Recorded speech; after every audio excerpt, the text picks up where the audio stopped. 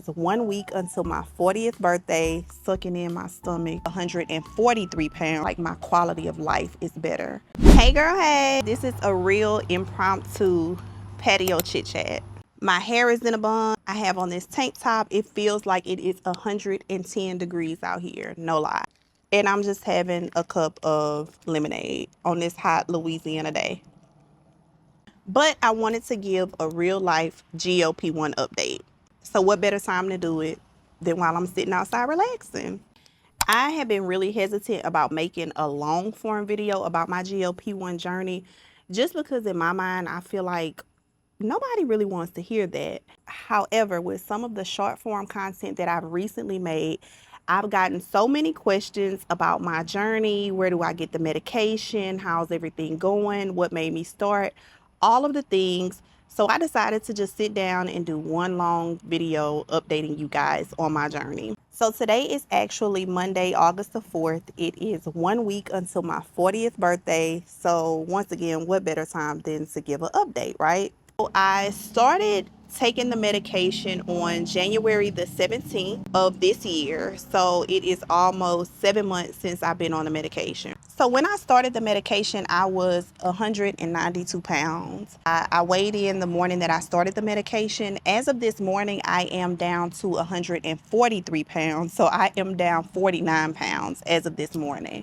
But if you've watched any of my short form content, then you know I am the happiest about my non-scale victories. So when I first started the medication, of course, I was considered obese based on my BMI. I had sleep apnea and I had hypertension. So with my hypertension at the time when I started the medication, I was taking 2 blood pressure medications. One blood pressure medication was 40 milligrams a day and the other was 10 milligrams a day. As of today, I am only taking 1 blood pressure medication, and that is only 20 milligrams a day. So that is actually, for me, the biggest victory, because I have been on blood pressure medicine since I was 19. I am now 39 for the next few days. And so I no longer have sleep apnea, and I no longer require CPAP therapy, or what people typically say is just like the CPAP machine where you use it when you sleep at night. I don't need that anymore. So that brings me to the next question, which is how did I even get on the medication? Of course, because of my health, but what led me down that path was last year for my 39th birthday, I made a commitment to myself that I would do a better job of taking care of me. I am a wife. I am a mom of 4. I've said it so many times. I am the eldest daughter. So if you know anything about being the oldest daughter, then you know that that comes with a lot. Not like necessarily in a bad way, but just a lot. So I do a lot of taking care of and supporting those around me, and I wasn't necessarily doing a good job of taking care of myself. And so that led me to a lifestyle and wellness doctor, which is ultimately who started me on the medication. Also, I was going to a pulmonologist to treat the sleep apnea diagnosis. When I went to the lifestyle and wellness doctor, she gave me plenty of medication options to assist with me losing weight, because the root of a lot of the issues that I had was my weight. I mean, some of it was genetics, I'm going to be honest. Unless you are living under a rock somewhere, I think everybody at this point has heard of a GLP-1 medication. I think the most commonly talked about one is Ozempic.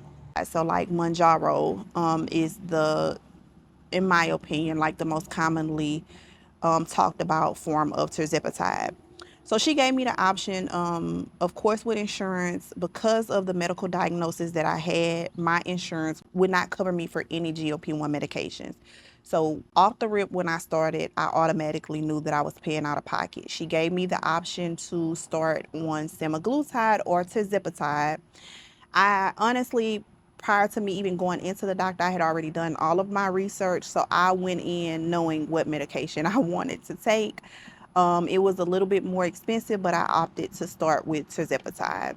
And I started using a compounded pharmacy locally. Of course, I know, and if you're watching this and you have any interest, or if you're taking a GLP-1 medication, then you know there are plenty of telehealth options. At the time, just because of all of my other comorbidities, I felt more comfortable going to a local pharmacy. Since then, with all of the rules and regulations dealing with compounded forms of the GLP-1 medication, the compounded pharmacy here no longer provides compounded GLP-1 medication, which led me to where I am now, which is I take Zepbound. I am in the process of switching over back to a compounded medication through a telehealth provider. So one of the things that people often ask me is, was it hard taking the medication? The answer is no.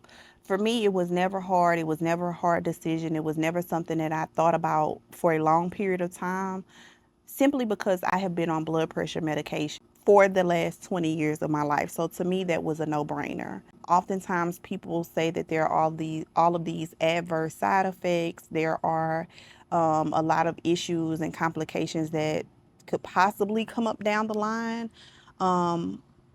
In all fairness, for me personally, that never bothered me, just because there are a lot of adverse side effects to some of the maintenance medications that I have been taking and some of the medications that I have taken in the past to treat things like PCOS, insulin resistance, things like that. So I was never really hesitant about starting the GLP-1 medication. And after doing my own research and like the first injection, I got over whatever fear I may or may not have had about actually giving myself the shot. In hindsight, I'm glad that I was not overly consumed by what could have possibly gone wrong while on the medication, because the wins have far outweighed any fears that I may have had at any given point.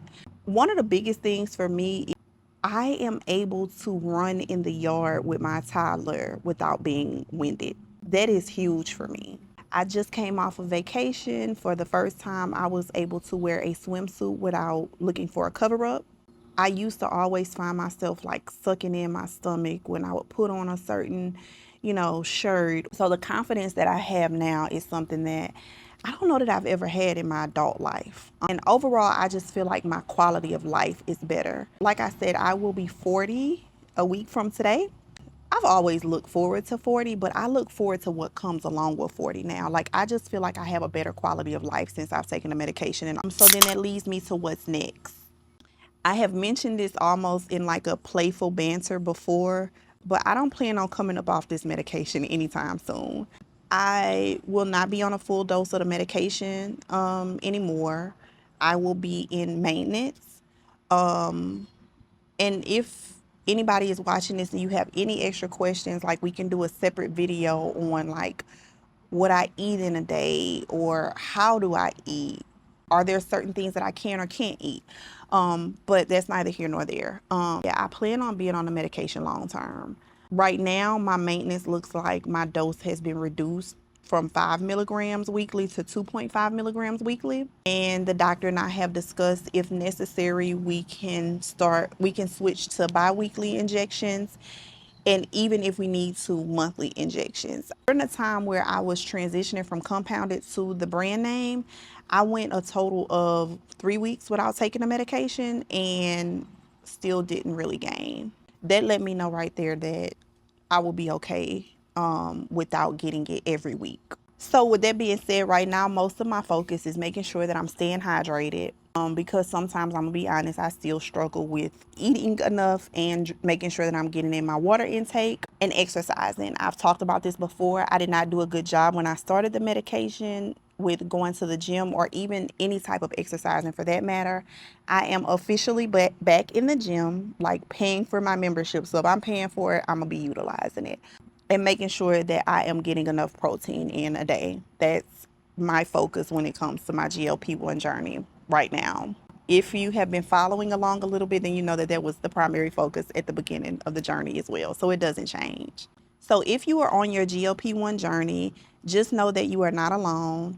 I know that it comes sometimes with a lot of naysayers, a lot of opinions that are oftentimes unsolicited. But stay focused on your journey. If you have any questions or you want to share where you are in your GLP-1 journey, feel free to drop down in the comments. So I'll see you guys in the next video. That's it. That's all. Bye.